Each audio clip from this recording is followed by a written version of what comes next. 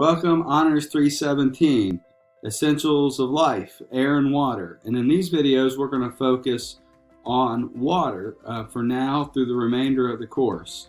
And some of the topics related to water are near and dear to the heart of many people around the world. We're fortunate if we're here in Kentucky or in the Midwest or the upper Southeast to have an abundant amount of water resources. But that is not true for a lot of the world. So to get us started, I'm going to go pull up an article here that applies to how water and even the current coronavirus situation have some interrelationship.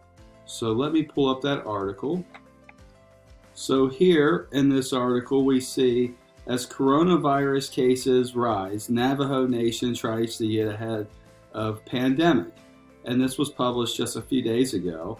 And as you scroll down, you see this line here that I've got highlighted that says 40% of the Navajo Nation doesn't have running water or indoor plumbing. And then this person they're interviewing, whose name is Percy Deal, he lives on the Black Mesa Reservation in northeast Arizona next to a coal mine that shut down last year. And not only were they already short on water, but the water that they did have they believe is contaminated. And there's been a lot of papers done on water quality problems related to uranium, water quality problems related to shortages on the Navajo reservation. And we've got other areas that are here in Kentucky that also have periodic water shortages with regards to their plumbed water supply or their public water supply. And we'll cover some of the issues related to the Martin County water situation later on. But around the world, there's concerns that if the coronavirus situation moves into the tropics, where many of our countries are in the world are of lower socioeconomic status as individuals, as countries, they have less available in terms of money for public infrastructure, and they have less public infrastructure. And those countries may be impacted more harshly than other countries.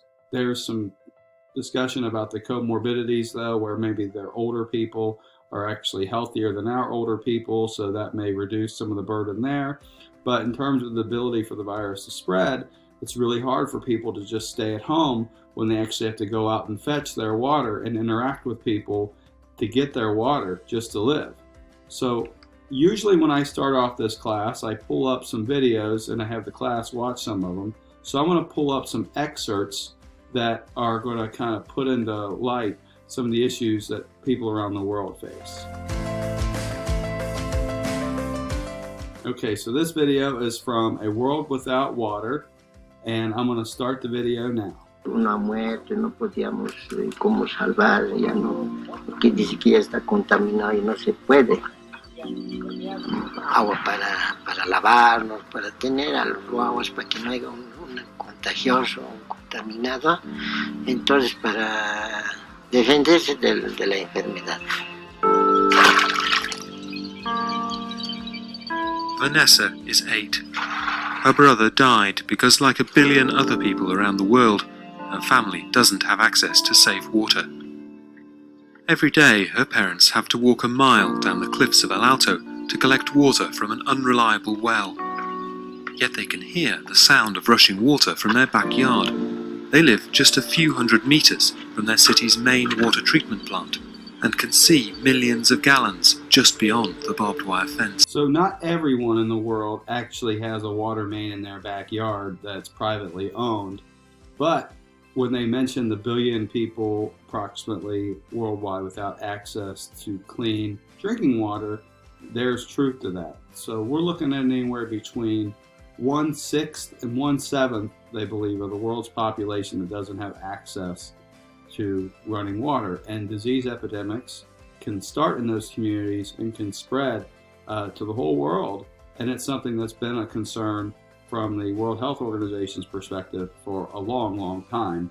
And many people in the environmental health field are concerned about those things as well.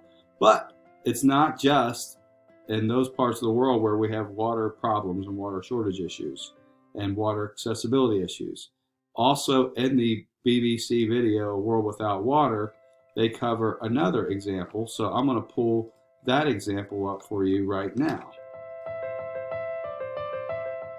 In the richest nation on earth, the citizens of Detroit are also fighting to establish their right to clean water.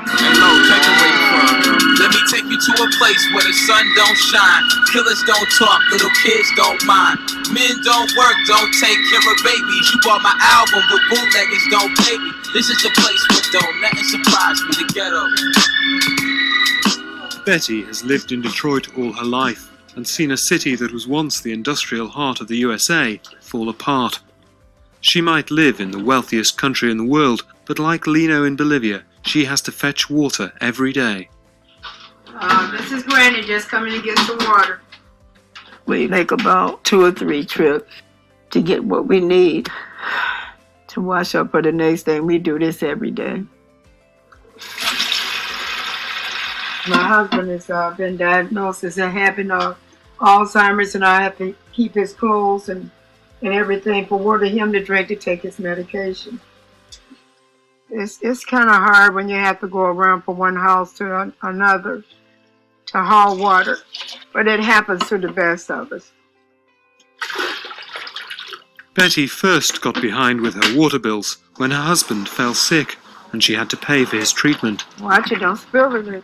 Water's too precious. Then 2 years ago, her water was cut off. She had become one of hundreds of thousands of Detroiters denied water as the city strives to make the water board more profitable.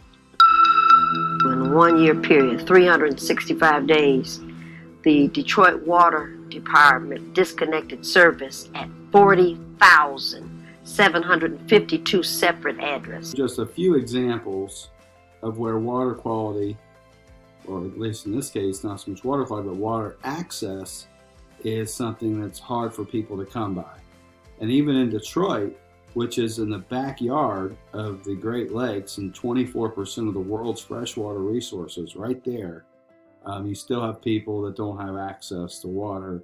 In that case, it's because of cost. In the example you saw, her husband had Alzheimer's disease, and that's what set her back financially, and she's still having to go get water for her husband who's got Alzheimer's disease. So it's a pretty rough situation in her example. So moving back into the PowerPoint slides, I'm going to cover some more information about this introductory section, and we'll cover hydrology in this section, water use and availability, briefly touch on the hydrologic cycle and rainfall and runoff calculations. We'll describe how to diagram or enumerate stream or river systems from first order to fifth order, sixth order streams and rivers. We'll also look at the differences between urban stream hydrographs and ones in rural places. So it's important for us to first look at hydrology in this section, talking about water, but hydrology is very much a physical science discipline. So what makes something physical science? So biology is a life science, study of living things. Ecology, it studies mostly living things and integrates some physical science. Physical science are things like chemistry and physics, where we're studying things that are forces or objects or elements. So hydrology is a physical science. We're not necessarily studying the living things. However, living things are dependent upon hydrology for a lot of reasons. But hydrologists, they are involved in monitoring and predicting droughts. They're monitoring for anything that studies the distribution and movement of water on and under the Earth's surface. And that also includes like in developing pipe systems, engineering like wastewater plants, building drinking water plants, manufacturing facilities where they're moving water. They may employ a hydrologist. They know how to put pipes in and how to build systems so that the water moves most efficiently for the interest of whoever's employing them. Hydrologists are involved in designing water supplies, building pollution control structures. How do we treat stormwater or manage it when it runs off a surface? They're even involved in determining, especially out west, how to design irrigation systems so that there's sufficient water for people downstream but the people who are using the water maximize it for their crops. Now, water by law has some different designated uses that it's allowed to be used for in Kentucky and in many countries. In the United States, we have the Clean Water Act. And the Clean Water Act says that our streams and rivers should be wadeable and fishable, but how do you determine whether or not a stream is meeting its designated use? So all of our streams, rivers, and lakes have designations. Many of them have a warm water aquatic habitat designation. Some have a primary contact recreation designation, meaning people can swim there and have whole body contact recreation. Some only have a secondary contact recreation, meaning you can fish or be along the side of it or boat on it, but you don't actually necessarily have the ability to go swimming in it. Some are deemed for having a water supply, for maybe making it for a drinking water.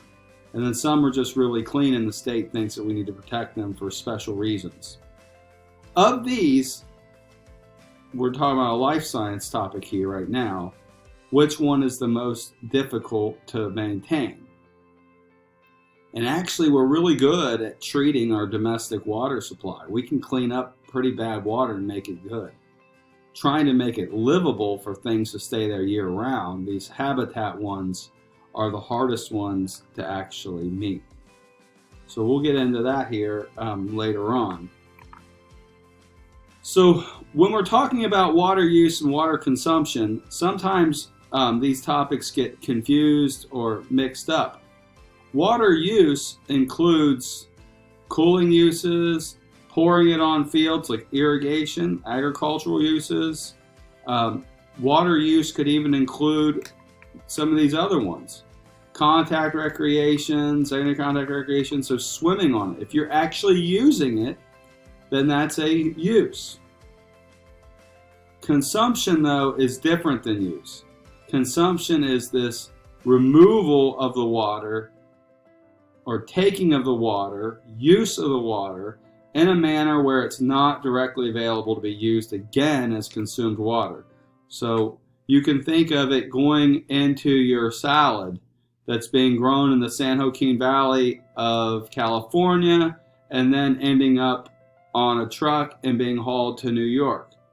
We've consumed that water. It went into that plant and then it left. Water consumption could be a bottled water plant draws water from a lake or from a river.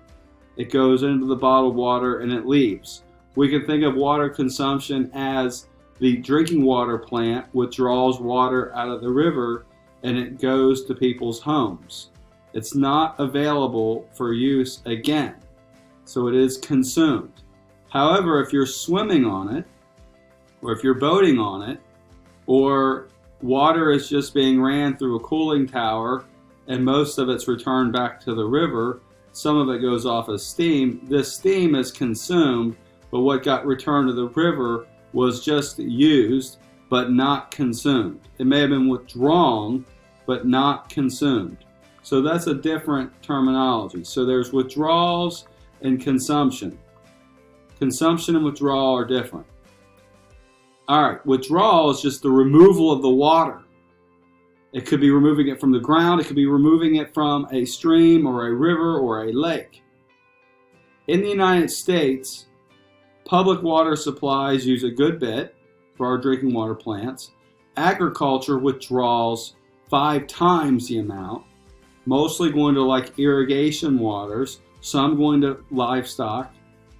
Industry, they quote, withdraw the most, up to 1 billion cubic meters like per day.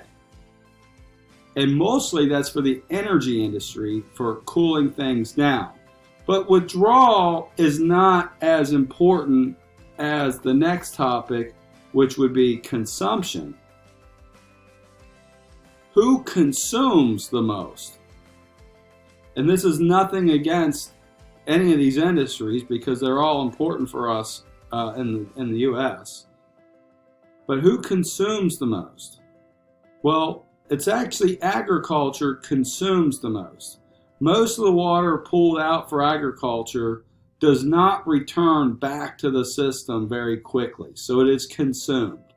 The majority of the water industry pulls out is returned to the water fairly quickly. So yes, it's withdrawn, and yes, they withdraw the most, but they don't consume the most.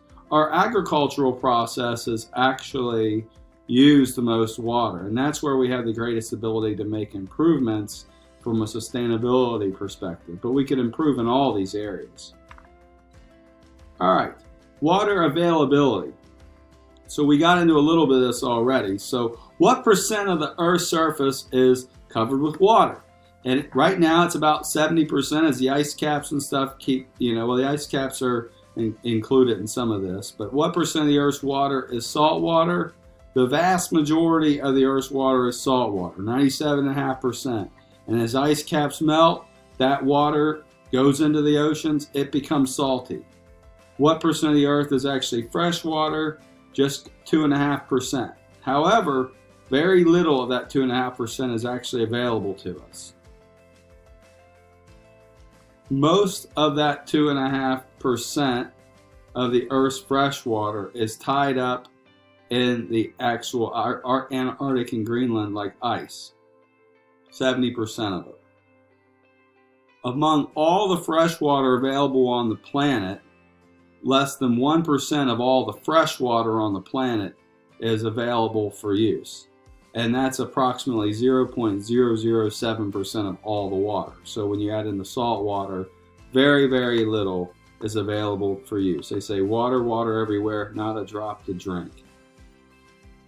Here's another image. It just kind of shows you, here's how much water is tied up in the oceans and how much is in actual fresh water. It's just this 2.5%. When you break that 2.5%, most of it's in glaciers and ice caps, then a lot of it's in the groundwater, and then there's just a little bit up here in the surface. And then when you break that surface water down, most of that surface water is still ice and snow, 20% of it's in lakes, and then this is all that's left. So there's not a whole lot of water, and this was made in 1993. So these numbers have changed a good bit, and this number has went down, and glaciers and ice caps has went down, and then this oceans has went up. So yes, water, water everywhere, not a drop to drink. Here is the amount of water available for actual use. This is the amount of fresh water on the planet. This is the amount of fresh water that's actually available for use, that little blue blip. Now we are lucky. We are here in the kind of Midwest, upper Southeast region of the United States. We're not far from the Great Lakes. It's a great area for having a lot of fresh water. 84% of North America's fresh water is tied up in these Great Lakes. There are other Great Lakes around the world. For example, Lake Baikal.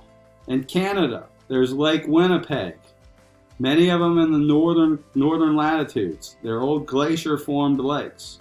21% of the world's fresh water is actually in these Great Lakes, but a lot of the other fresh water is in other Great Lakes.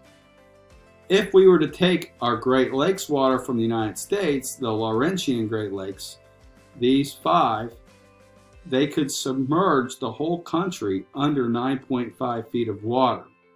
And it's very appealing to places in the Southwest to want to take that water. However, Canada also has water rights to these and says, you're not taking that water, because there's concerns that once that water leaves this hydrologic system and it doesn't get returned, you end up in a negative situation. It's actually a positive feedback loop where you take away more, and guess what? You lose more, and you keep losing more, and you keep losing more. So we have to fix the problem, is the way that the Great Lakes states in Canada look at it. There are some businesses in Canada and in the United States that would love to sell that water to these desperate regions of the United States. We grow a lot of produce down here. And there's movement to grow stuff here back in Kentucky, particularly because of the water issues. There's a company called App Harvest. Okay, so this is the App Harvest YouTube video.